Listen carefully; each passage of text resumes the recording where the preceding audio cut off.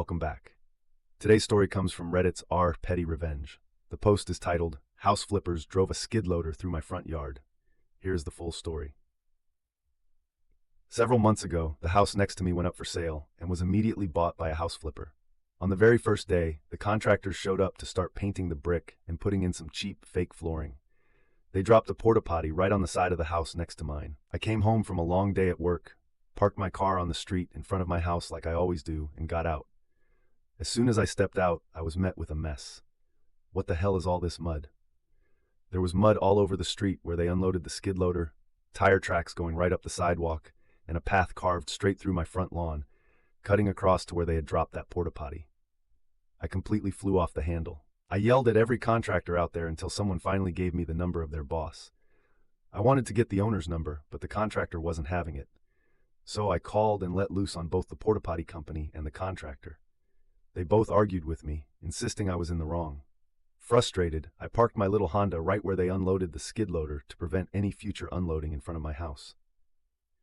Then, I drove my truck down to Lowe's, bought a steak, and put up a no trespassing sign right on my property line. I left my Civic parked in that spot for about a week and a half, driving my truck just out of spite. During that time, I had to deal with their trash making its way into my yard daily. Rags, dust masks, you name it. I would overhear them laughing, saying that I had my property lines wrong and that my sign was now on their yard, and so on. About a week and a half later, when I got into my little Civic, I noticed something odd. My front windshield was cracked completely across. The crack kept progressing in various directions. Isn't it strange how my windshield just magically broke? I'm pretty sure the contractors were mad at me for yelling and were throwing random bits of junk at it. I couldn't prove it, so it was whatever at that point. Months later, they finally cleared out, and a for sale sign went up. Thank goodness. I thought it might finally be over. I left my no trespassing sign up anyway. Several people came and went looking at the house, all while my shabby broken no trespassing sign flapped in the wind. My ugly Civic, with its cracked windshield and a few hit-and-run accidents making it look even worse, sat right there at the edge of my house, facing theirs. Then one day, I came home from work to find that my no trespassing sign had been stolen right off my property line. That was it. I was done. I called the realtor company, my blood boiling. I got a receptionist on the line, and I realized she wasn't at fault.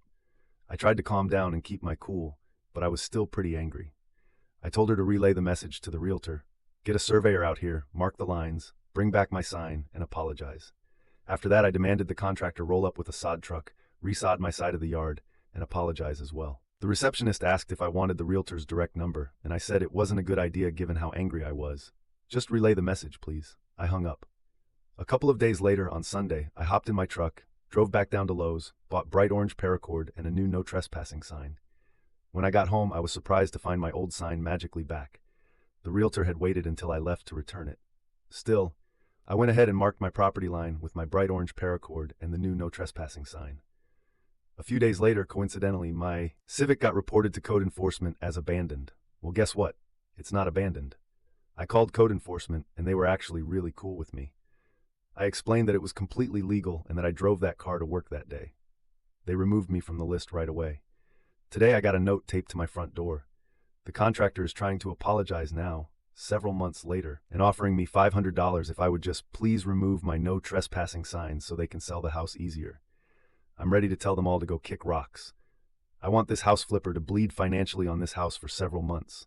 I won't be calling back for several days, if ever. Now let's see what Reddit had to say. Both argued with me that I was wrong. That's when my lawsuit drops on both. That's both trespassing and property damage. I think the correct response is, you vandalized my property. I'll add more signs.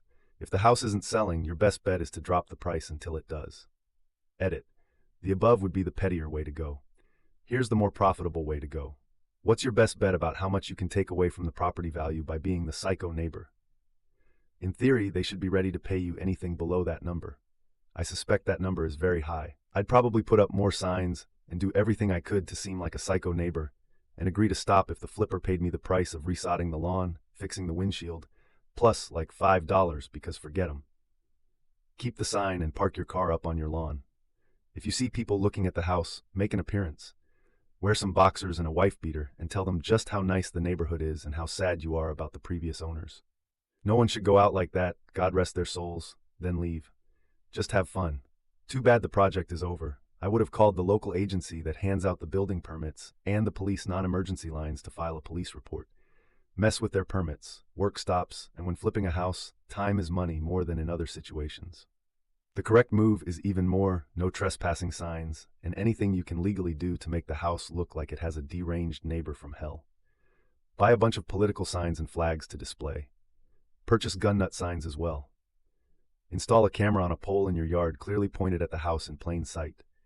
If you see them showing the house, it's time to walk around in circles in your driveway without your shirt on, muttering to yourself and occasionally laughing. You need to come up with an estimate of what you need to fix your property, including new sod and a broken windshield, as well as your pain and suffering. Tell them you want cash up front. Do a little research to hire the most expensive company in the area to do the yard and the windshield. Do not let them or any of their friends into your yard to do the work. They will work out a deal if they do the work for you. It will be shoddy work. Then do not fix the yard until they are forced to sell the house at a much smaller profit, or, better yet, a loss. Put up cameras to make sure they don't do more damage too. Now the fun part should start, the grand disruption of the showings. Play loud recordings of barking dogs, people fighting, crying babies, and war movies on full volume. Take up an instrument and play it poorly. Hang bed sheets instead of curtains. Grill in your backyard and burn the meat, etc. Remember, you can always be more petty. Make your front yard look trashy and unkempt. Have loud music blasting during home opens, and have a bin outside with beer bottles and red cups so it looks like you party a lot. This game has just started? That's it for today. Drop a comment with your verdict below, and don't forget to subscribe so you never miss a story.